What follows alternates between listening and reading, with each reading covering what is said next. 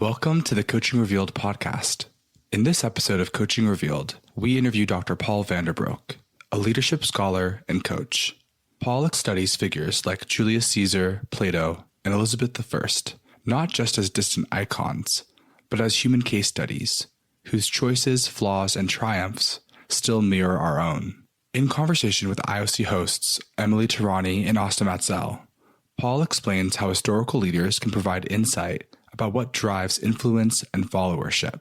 Through Caesar's story, Paul explores the duality of strength and downfall. From this, he draws lessons about diversity, emotional intelligence, and the risks of isolation, all important factors for modern leaders to understand.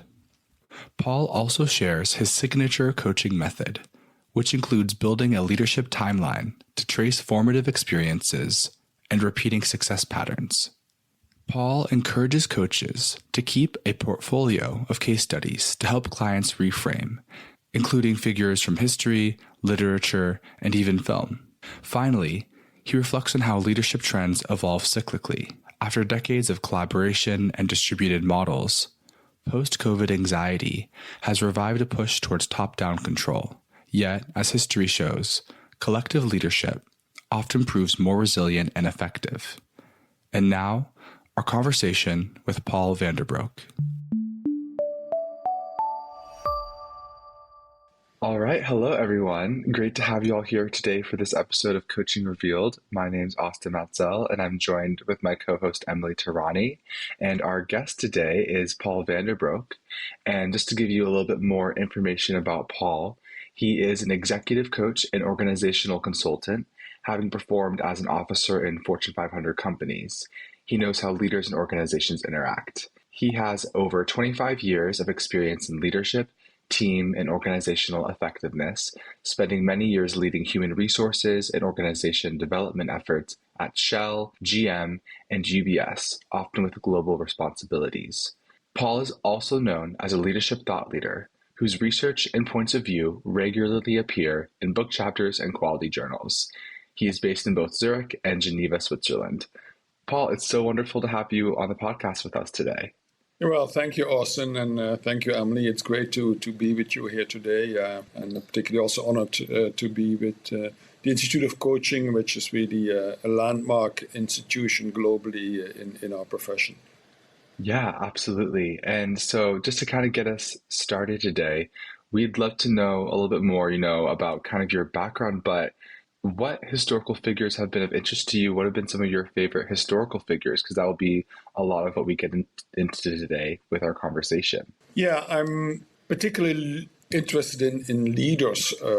Can be all kinds of leaders, political, business, military, religious, or even revolutionaries. And yeah, as I have a particular interest in ancient history, of course, some Julius Caesar, but also Alexander the Great, or political philosophers like Plato are of interest to me. In my research and my teaching, and also looked at others, particularly some women leaders, like, for example, Elizabeth I or Catherine the Great. I think are all worth studying from my perspective. I look at them, at these leaders, as I do general in leaders, because I'm really fascinated about how these individuals manage to mobilize followers towards a goal. That's awesome. It sounds like you tie a lot of what historical leaders have done and, their techniques, their skills, their approaches to your current modern day work in leadership. Can you speak to that a bit? Yeah, what I think is that the advantage of looking at historical case studies, and particularly if you go a bit further back, so ancient Greece and Rome, you're dealing with situations, with contexts, with organizations which to some extent look like ours, but are a lot less complex. The organizations are complex, the situations are less complex, and also the general environment, the economy is less complex. And I think that makes it easier to find out what works and what doesn't work in leadership, because you can more easily see the wood for the trees, so to speak, and thereby construct examples which you can then use to benchmark current day leadership and develop from that. Do you actively bring the historical context and examples into conversations with your clients and leaders? Not every time, but I do it, including also sometimes examples from literature or from films, for example. I think it's particularly helpful in situations where coachees or the person you're working with gets stuck. And as a coach, you want to try a bit further to help that person develop their own solutions before perhaps you give them an idea of how to solve it. And then in such a situation, such an external example can help to break the deadlock and to help that person to get unstuck. It helps also to reframe the situation. Going a little bit into your personal history, how did you begin looking at historical figures as case studies for today's leadership problems? What was your pathway into this line of work? So I first studied history and did a PhD in ancient history, which already about leaders in ancient Rome. And so that topic has always, of leadership at least, has always been with me from the beginning. And then from there, I moved into a career as you just described. And when I started working there, I said, well, hey, this looks familiar. I've come across this before. That gave me the idea to use my previous knowledge of history and bring it into my work. And the first time I did this was an article at the beginning of my career in HR about long-term talent management. And I got it published in the Financial Times. And as a young HR professional, I was very proud of that. But I was working for Royal Dutch Shell at the time. I got called into the office of the senior HR director, who told me off because I should have passed it through the communications department before this to be published. So I learned something also about how public relations work in big companies. It's very interesting and tells you more about some of the ways that leaders have to navigate the different times of whatever period they find themselves in. As we bring ourselves into now this contemporary period, what are your current areas of research, or maybe more specifically, which leaders are you finding yourself focusing on now when you're talking with clients? So, of course, I just published this book about Julius Caesar as a case study, and that, of course, is something I talk about regularly also with clients. Yeah, I also have a specialization in working with women leaders, very much following also women leaders in Europe. Particularly, there have been some examples of women political leaders who come to power or attain to power, and they are in different styles and different areas of the political spectrum, from left to right. And that's interesting to follow as well. And then, of course, in business, there are also some who are interesting to follow. You mentioned your book, Lead Like Caesar. I'm curious, what type of leader was Julius Caesar? So first of all, he was a very bright person. He was a quick thinker and also creative thinker, and that helped him also to make quick decisions. He was known for doing things fast in decisions and also implementing those decisions quickly. He was a go-getter, very ambitious, very hardworking to get into the excellent results he strove for. He also enjoyed being recognized for his achievements. When he could work and manage things on his own, autonomously, he was really in his comfort zone. He really enjoyed to be independent and autonomous. On the other hand, that then takes us also the things where he was not so good at, being very much enjoyed to work on his own. He was not really a good team worker. And another thing is that he expected that people would be able to self-develop like he had done himself. And sometimes that led him to make some bad delegation decisions. And yeah, I would say his biggest flaw was emotional intelligence combined with not getting enough feedback. Caesar was not good at sensing what was going on under the surface, particularly with large groups. And because he did not get enough feedback, he only found too late that insatisfaction was brewing. And a few times that led to an uprising, which cost him his life and his career. Sounds like he could have benefited from a Leadership 360 review. What wisdom did Caesar display, despite his demise at the end? But what I found interesting is that if you look at his upbringing, in his early youth, he grew up through a very violent period of several civil wars. Yeah, later on, he was adamant to minimize violence as much as he could. So, I mean, he's known for a person who fought a lot of wars victoriously, and of course, there is a lot of killing going on, but compared to others, he tried to minimize that, and particularly he displayed this personal value of clemency, meaning that wherever he could, he was clement, forgiving towards enemies on the battlefield or political adversaries.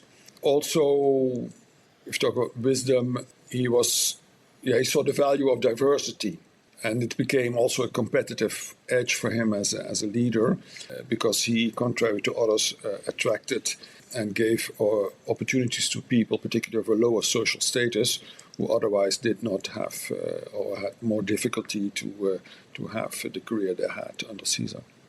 Really cool. How do you investigate and discover, more about Caesar's leadership style, or really any historical leader? I'm asking because, as our listeners are listening in, how can they connect this to their own coaching around leadership? Yeah, first of all, you need data, and that's also how I work with people I coach.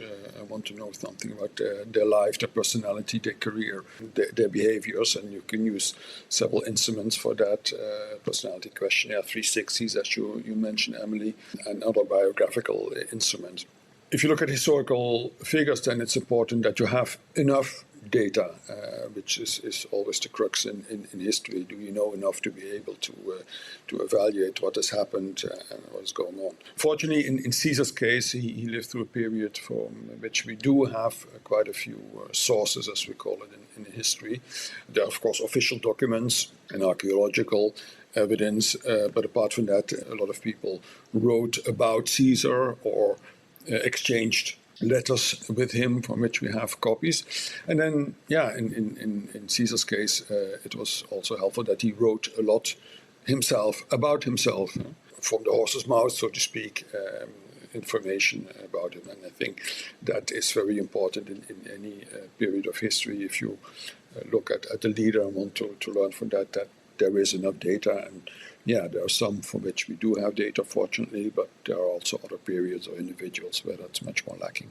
So within your work as a coach, then, as you're working on these different case studies you've done with leaders, we mentioned the 360. I heard you mention kind of the autobiographical exercise as well. I would love to kind of talk a little bit more with you about what models do you use in your leadership coaching, whether that's with these leaders that you're actively coaching, or when you're going to kind of gather data and sources about the historical leaders you're researching. Yes. So to get those data, I use several instruments. And if I take the example of what I did with Caesar, I used what I call a leadership pipeline. It's something which coaches use to get a person to tell them a bit about their life in a nutshell. As a timeline. So when you ask a person to give an overview of important things that has happened in their life or in their career, both positive and negative, also important people or groups they have encountered which had an impact on them. And that helps you to understand how the person has become the professional, the leader they have become. But it also helps you to discover some patterns. Sometimes you see that people gain success by using the same strength time and again, and they're not always aware of that. And this can help them say, okay, you have these strengths which brought you to success. How can you use more of that going forward? And on the other hand, there may be also a pattern that people fail or have less success because of the same reasons or obstacles. Seeing this then may help to going forward to break down these obstacles that they don't occur as much as they may have in the past. The other thing is behavior. What behavior is constructive, what behavior is less constructive, and then it's helpful to use a leadership model with such behaviors or leadership competencies where you can say, well, this is sort of the ideal type and how did this leader do? And of course, in a living leader, you would use ideally a 360 to also get the perception of the people around them, how the people work. Depending on what the topic of the coaching is, it can also be helpful to look at careers and career system. What type of career are they in large organizations? We often have a structured career system, which means you need to learn certain things to be able to progress to the next level. But also that may be unlearning systems. For that, for example, the leadership pipeline can be quite helpful. And finally, why does a leader do what he or she does? What motivates this person? What is their personality, and how does that drive their behavior? And for that, it can be helpful to use also personality instruments, which give a more systematic insight into that.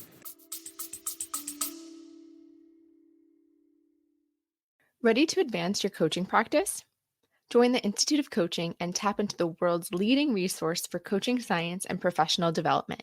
With over 4,000 members across 130 countries, the IOC offers invaluable networking opportunities with an elite global coaching community and innovative learning to broaden your knowledge and keep you at the forefront of coaching best practices. Engage in cutting-edge learning events with world-renowned coaching scholars, from webinars and seminars to discussion groups, research projects, and more. Try any membership free for 30 days. Use promo code IOC Podcast and visit instituteofcoaching.org/join to get started. And when you're within this coaching space with your clients, how do you initially bring up historical figures like Caesar or bring up a case study of a historical feature to your client? What tends to work is to connect with a person's knowledge base or country. So I work internationally, and people often know a bit more about the history of their own country than perhaps the rest of the world. And to connect with that is often helpful for people to say, okay, which can also be a leader who is not successful at all. I mean, it's not only about successful leader, but it's about this connection that you compare yourself to the success or the failure of somebody else to be able to move into a direction that helps you develop. You are faced with this important decision of implementing a change. For example, now this leader had in history also had a situation. Do you remember that? What do you think of that, and how can that help you to think about your own decision you need to make? It's a really creative way to help a client reframe a situation, or maybe connect and see it in a different light and have that visual representation of, oh, okay, I can see how what you're talking about is embodied in this person. What are the indicators that you usually look for to be able to feel like you have permission, or they'll be comfortable with having this dialogue? It's a difficult one. I don't really have a sense of that. It's also a matter of trying out to see if it works. So, I mean, the way I work is, you got a feel for the people and what they're interested in, but I also experiment and throw this in, and perhaps that doesn't work, so you try it in another way. So I think that's more of my approach. And usually clients find that okay. They also realize they're in a situation which is not a one-size-fits-all. Yeah, and I feel like most coaching techniques are like that. So that's awesome. What's your favorite part of this work? Well, it's absolutely great, of course, to see results, which you don't have always the occasion to do because you work with a person, and coaching is often things which need to be implemented over time. And I do try to stay in touch with people, and it's great if you get back, 6 months later or so, this has really worked or so forth. But other than that, I really like also the diagnostic part, is to find out what makes this person tick. Why are they the way they are? What's their background? How they came in this situation? And from that also to find out, success patterns, because everybody has a sort of a key to success which is unique to the individual. Is there a historical figure that you personally relate to that you feel matches your own leadership style? Yeah, no, I mean, would not want to compare myself one-to-one with Plato, the philosopher, but Plato is interesting because he had his view on what good leadership is, particularly political leadership, and wrote about that. But then he also tried it out by trying to coach some autocratic leaders, tyrants as they were called, in ancient Greeks, and he was not very successful at it. So he wrote some first letters about that, which speaks of his frustration. And I think, that's what, if you ask me for a comment, that's what I think of, because it's not easy to work with people and get them again to develop it. A challenge, and that's also it's very interesting, but it's not easy. And to see somebody, such a great, admired person, philosopher like Plato, fail at that, really, I think is somewhat comforting. Yeah. You mentioned something about the concept of a key to success. And so with that idea of the key to success, I'd love to know a little bit of discovery on that. For each individual having that, how are you helping the individual find their key to success, or how do you identify that?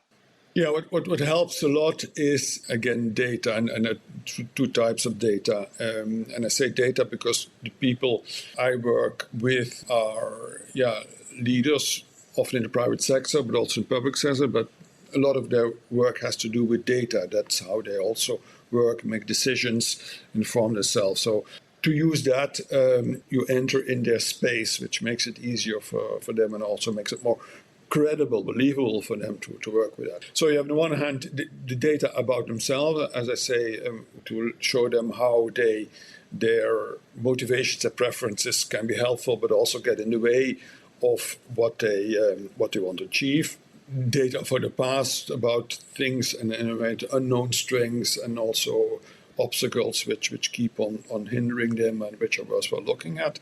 So that's one side. And the other hand, external data, perceptions, what other people will say to him. If I can put it in a black and white kind of way, come across, as a coach, at least in my experience, by and large with two types of personalities. On the one hand, those who blame everybody else in the system for their challenges, and you have the ones who blame themselves only for their challenges. And for the former, it's important to show them, look, it's also about you, and it's not only about others. That can be quite revealing, because it is easier to change yourself and your behavior and how people react to that than change other people. So it's also giving them that agency. And for the others, those who generally underestimate themselves, it's to show them, look, everybody else thinks that you're good at this. What is stopping you to think like them? Or show me the data that proves that you are right and they are wrong. And of course, they don't have that data, and that helps them also to take also responsibility for their own development. When you're working with one of your clients and you're in this environment of maybe they are a little bit unbalanced with the type of data that they're taking in, is this one of those moments that you may bring up then a historical case study to kind of help them have that additional reference point and consideration point? Or within your coaching dynamics, when are you kind of bringing in these individuals as ideas for your clients to think about with their own personal issues that they're working on? So it either can come from the client themselves, when getting to know some person, you know also what their interests are. And if regularly happens, people say, well, I'm interested in politics apart from my work, or in history, then that's a sort of an open door to say, okay, let's look up some case studies. Otherwise, I only use it in a situation where I think, we need something to break up the situation, to go further, and let's try something else, which indeed can be history, but also, as I said, it can be a film person has seen, and to talk about that and take some comparisons for that. Yeah, I would love to hear more about how you advise coaches to create, case models that they can use that are based on contemporary model, leaders, movies, historical figures. Well, I think that there is a lot of material around for coaches to learn from, which can be historical figures, but which can also case studies of more recent leaders. And, well, these case studies are also pieces of history, as a matter of fact, because they tend to look at what happened and from there on what could happen.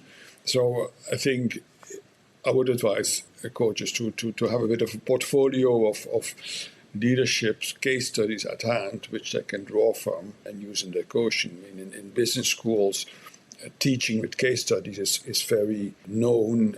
And why not ask a person before next section, why don't you read this case study and see what you take from that? Yeah, how do you use case studies for business development, for helping the client develop that?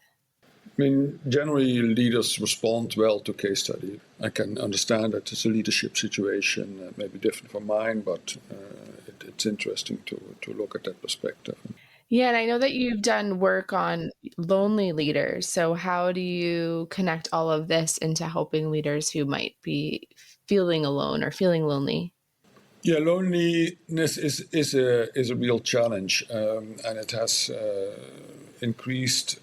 For me, this loneliness is caused by distance to a person's work environment. The greater the distance, the more difficult it is to communicate within an organization and to build a trusting relationship with colleagues. And distance comes in different configurations, if you will. One clear distance is, for example, power.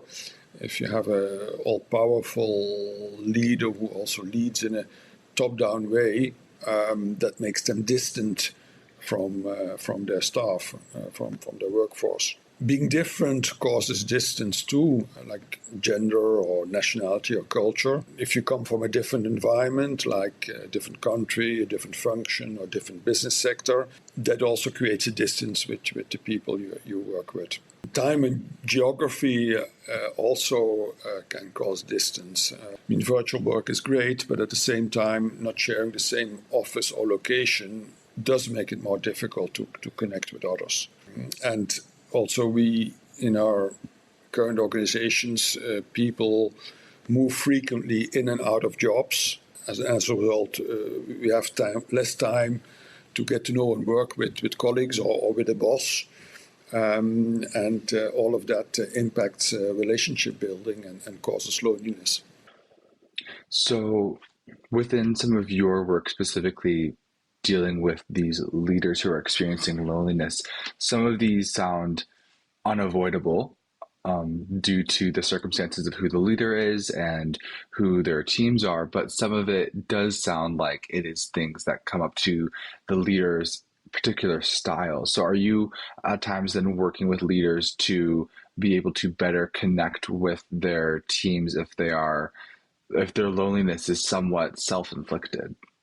Yeah, definitely. And both, I would say, it's first, it's important to become aware of that loneliness. Not every leader, they feel that something doesn't work well or doesn't fit well, but they don't necessarily realize that their loneliness or isolation, which is at cause. So it's that, and then to see where it comes from.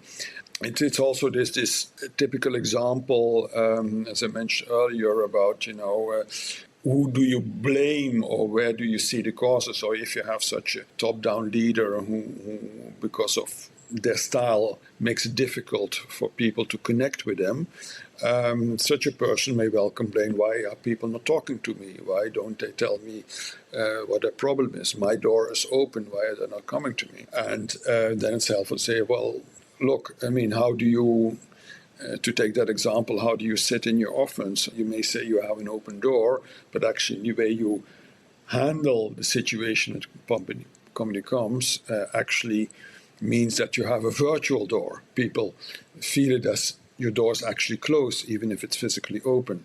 And become aware of that can be helpful for people to change their behavior, reduce that distance, and therefore indeed become less lonely. And so also I want to bring back up the leadership timeline specifically, that specific tool that you've used When you are working with your clients, how often are you giving them a leadership timeline for themselves to do? And how does that process kind of work for anyone who maybe isn't too familiar yet with that coaching technique? Yeah, it's typically something I do in the beginning as part of getting to know the person and helping the person to get them know themselves, which is equally important. And to say, okay, now take a piece of paper and start from your early upbringing till now. What has happened? What important things have happened? What important people or groups have you encountered and be part of? Rate them in a sense of what were highlights, what were lowlights, what were more important highlights. Yeah, you let the person explain each of those events, encounters, or situations. And from that, you then say, okay, can we see things, can we see patterns here? Are there things which have had more impact on others, or other things which you have experienced more than once? And that really helps to get to know the people and also themselves. So, but particularly to your question, it's something I prefer doing at the beginning as part of gathering data about the person and their development. And then stretching out to the full kind of larger scale historical timeline, when we're looking at the different eras of leaders that we can observe, are you seeing any level of change in like how leadership itself shows up in different times? Is there some trends of leadership that have changed over time? And what is kind of the leadership trend for right now that we're seeing? So there are certain trends. It's not, unfortunately, not necessarily a progress from getting always better. It's more like circular back and forth. There have been times where more autocratic and more inclusive leadership, as you will, have been at play. And I think that where you see an important development is that when the world started to industrializing, you see leadership by and large changing because they saw in order to manage that industrialized economy, you need to involve people more. It's less top-down than perhaps was the case when there was agriculture and only a few people owned the land. So that's in a very big picture way. What's interesting nowadays, and I think particularly since COVID, we've seen a development both in political leadership but also in business leadership, a tendency towards more top-down leadership. During the COVID pandemic, there was a lot of anxiety and people cried out for strong leaders to save them, which was not always successful. And that has led to a development, I think, where we've seen that trend continue. There is also, for other reasons, it seems that it's real insecurity we have in the economy and the world at the moment, or what's perceived, but there is a lot of anxiety which still calls out for this strong leadership. And we've had a period before COVID when there was an experiment with more broader leadership, team leadership, perhaps also shared leadership in the sense of two people running a company. And we see less of that. And we see also more control with people being asked to come back to the office as opposed to working from home. And I think that's a tendency we see clearly. And whether it's effective, I have my doubts, but that's what we see at the moment. When we hear the phrase history repeats itself, a lot of times I find that's in a negative context, but I'm wondering, can we look at history and assess, does, I guess, history indicate that there's a best or a most successful leadership style that we can learn from? What are the things that we really should be looking at and learning from and, questioning and asking? Yeah, I think that's a great question. For example, if you look at the Vikings, who are known for, robbing and plundering and coming with the ships and creating havoc in different places, particularly in Europe and even a little bit in North America. Yeah, that's one vision. But behind there, I mean, at the end of the day, they were successful, by navigating the seas, but they also created states. But why were they successful in that? Because they also had a system of governance which was not top down. Of course, they had leaders, but generally decisions were more taken in a collective way in a village or in a group of people. Through that, I think with a relatively small population, they were quite successful also over a longer time. And I think that there's something there which is interesting to see. Okay, if you're able to mobilize that knowledge, that energy, that motivation, that power from a population and actually also involve them, empower them, I think you can achieve great things as opposed to having just one person, usually a guy, telling them what to do. So interesting. And so as we start to wrap up and wind down here, if there was one thing that you would want coaches or clients to take away from history and apply to their leadership, what would you define that to be? Yeah, use it as a benchmark. It looks like it repeats itself, but it's not always the same. History can tell us or teach us what works and what doesn't work, and what could happen again without necessarily predicting it. And therefore, it's a very rich source of benchmarking opportunities against which you can compare your own situation and from there construct your own path. So with all the work you're doing and the research you've done in this space, what is kind of your desired impact? What's your hope that coaches listening and that leaders can take away from the amazing work that you've done? Being interested in leaders, and particularly, my work, my time is about helping leaders become better at what they do. And so I hope that my research contributes to that, in the sense to contributes to leadership development, which can either be in a direct way, leaders learning, developing by reading my work, or indirectly by coaches who gain insights through my work, which then can apply with their clients. And as you are continuing to do this work, is there any upcoming research that you're planning on? Any historical figures you're going to be doing more research into on their lives?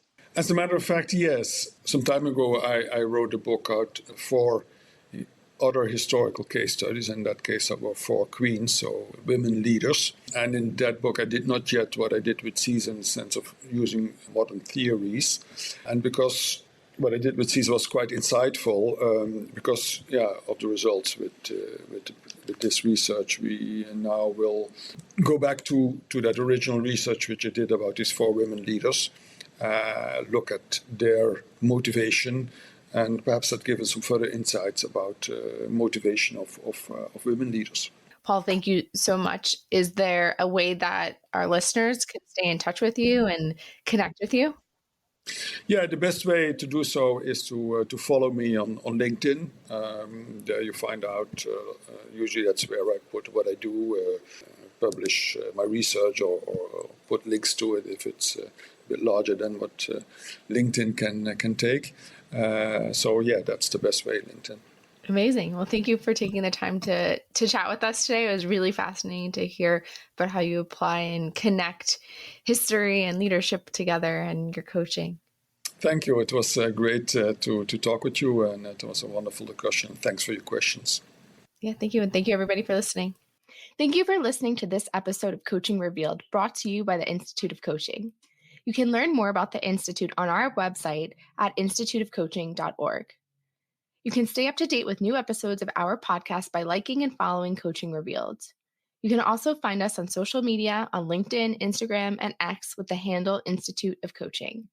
We also love hearing from our guests, so please reach out to us with thoughts you have on this episode and any questions you have about coaching. Until next time, this is Emily Terrani with Coaching Revealed.